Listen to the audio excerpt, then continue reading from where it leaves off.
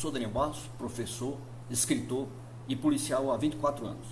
Desses 24 anos, 10 ou 12, eu passei na divisão de operações especiais, atuando como operador e também como negociador.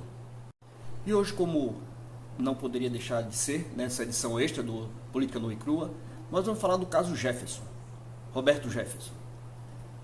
Lembremos que há um mês ou 2 meses atrás, eu fiz um pronunciamento no Senado, onde eu repetia a informação dada pelo Guilherme Amado no jornal Metrópolis, em que o presidente da República diz que se forem cumprir o mandado de prisão, ele receberia com balas. Ou seja, o seu apoiador, o seu fiel escudeiro, Roberto Jefferson, fez exatamente o que o presidente da República disse que faria.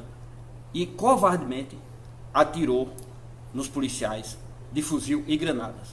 Isso é muito grave, muito grave. E mais grave se torna à medida que o governo, à medida que a Polícia Federal se sujeita a fazer o papel que fez. Primeiro, vai se cumprir o mandado de prisão. É recebido a bala, se responde a bala. É isso que acontece em qualquer situação. Eu pergunto, se aquela operação fosse feita numa das favelas do Rio de Janeiro, o alvo estaria vivo? Ou a Polícia Federal não teria condições de prendê-lo? Ou de responder na altura de alvejá-lo? Então vamos lá, mas não fica por aí. Não fica por aí. Em vez de ser feito o cerco, a partir do momento que houve os disparos e que a equipe era insuficiente para entrar da casa e cumprir com o seu objetivo, porque não estavam preparados para aquele combate, tudo bem, mantém-se o cerco e chama o COT, a Divisão de Operações Especiais da Polícia Federal, para fazer a entrada. Porque não há, e isso se mantém a negociação até a chegada do grupo tático. Por quê? Porque não existia reféns no local. Então a necessidade de negociação seria só até chegar o grupo de operações especiais para fazer a entrada e a prisão do alvo. Mas não aconteceu. Eles aguardam o dia inteiro. Depois que entram, eu não sei se eles permitiram a entrada do padre ou o padre Kelmo já estava lá. Se permitiram, foi mais um erro. Porque numa situação de negociação, de crise policial, você não deixa ninguém entrar, a não ser os policiais. Primeiro, enquanto quem estiver lá dentro, estivesse lá dentro, está sob a sua responsabilidade. A responsabilidade do perpetrador.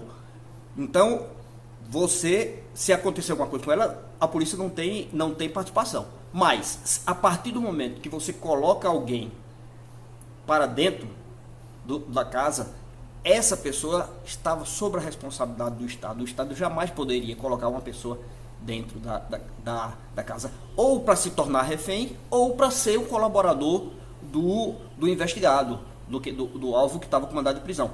Então o que é que acontece? Eu não sei, eu não confirmei se ele entrou ou se ele já estava lá. Depois, o policial entra e faz um papel vergonhoso. Eu não conheço o colega que estava conversando com o Roberto Jefferson, mas fez um papel vergonhoso. Ele desprezou, ele menosprezou os colegas que foram feridos pelo perpetrador. Menosprezou dizendo que era um administrativo, que não sabiam o que fazer. Que não sabiam o quê? O que era que eles tinham que ter feito? O que era que eles tinham que ter feito que não fizeram? Se foram feridos, mantiveram o cerco, pediram apoio e ficaram feridos, foram é óbvio, ser socorridos. Aí o colega vem vergonhosamente, fica quase que implorando para justificar que o procedimento, os colegas é que erraram, quando na realidade ele tem que ter entrado, mandado o senhor Jefferson botar a mão na cabeça, deitá-lo no chão, algemá-lo e levá-lo dentro do camburão, algemado para trás. Porque a algema, já foi discutido muito a questão do uso da algema. A algema é uma forma de proteção do próprio preso. Quando ele coloca em risco os colegas, e já tinha sido demonstrado porque ele disparou contra os policiais, ou quando ele corre o risco de fuga. E que foi uma segunda vez que a Polícia Federal faz isso. Quando prendeu o Daniel Oliveira, no Rio de Janeiro, e ele estava tentando pular o muro para fugir, a Polícia Federal procedeu da mesma forma vergonhosa. Não algemou, levou ele desalgemado. Teve um caso de desacato à colega do IML, porque ele estava sem máscara e não quis colocar. Ali era para ele estar algemado, porque ele empreendeu fuga. O procedimento correto era estar algemado para trás, e se ele não tivesse máscara, o policial colocar uma máscara nele e transportá-lo para o IML, para onde quer que fosse. Entendeu? Então eu fico muito triste que a gente tenha chegado a esse ponto de um governo que se diz amigo da polícia, mas faz o que faz, recebe policiais a bala e se diz amigo de polícia. Eu já disse isso algumas vezes. Esse presidente não é amigo de policial. Esse presidente é amigo de miliciano. De miliciano, porque de policial ele não é. Senão ele não estimulava as pessoas a reagirem contra a polícia. Ora, o que é que eles dizem? Os apoiadores desse presidente. Se atirou na polícia, a polícia tem que revidar e matar essa pessoa, naturalmente. É isso que eles dizem. Então, para o Roberto Jefferson não vale? Bandido amigo não precisa cumprir a lei, não precisa cumprir as ordens judiciais. Então, mais uma vez, eu gostaria que se pensasse bem. Você que está indeciso, você que tem algum problema, que não queira votar no presidente Lula, veja no que transformar o nosso país. Um país em que o presidente estimula que as pessoas não se entreguem e respondam à bala, à chegada da polícia. E olha que, como eu falei, ele se diz amigo de policial. Amigo de policial não atira em policial. Amigo de policial não veta a reestruturação da Polícia Civil, das polícias da União, a Polícia Civil do Distrito Federal, Polícia Militar, Corpo de Bombeiro Militar do Distrito Federal, Polícia Federal, Polícia Rodoviária Federal e a BIM. Esse presidente que se diz amigo de policial, ele vetou a reestruturação das carreiras de segurança pública da União, depois de, com muito custo, ter sido colocado na LDO, mas ele vetou. E enquanto isso, seus filhos estavam condecorando milicianos no estado do Rio de Janeiro. É uma pena e é lamentável esse episódio, mais um episódio em que a Polícia Federal se coloca numa posição de subserviência ao governo e não age como uma polícia de Estado. Infelizmente, é este o momento que vivemos. Eu quero aqui também prestar minha solidariedade à colega Karina e ao delegado, que não me recordo o nome agora, que foram feridos, e prestar toda a minha solidariedade, todo o meu apoio. Eles agiram como poderiam agir.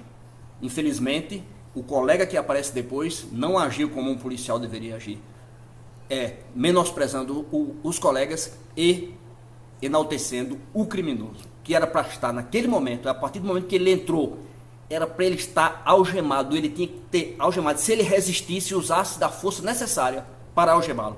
É esse tipo de polícia que nós queremos. Uma polícia que haja tanto na favela como na Zona Sul da mesma forma, usa o mesmo procedimento. Já falamos aqui no programa. A ação da polícia é em função do risco. O que é que se diz? Que se entra atirando na favela porque se é recebido levando tiros na favela. Então, a partir do momento da Zona Sul, você é recebido com disparos de fuzil e de granadas, você não responde da mesma forma?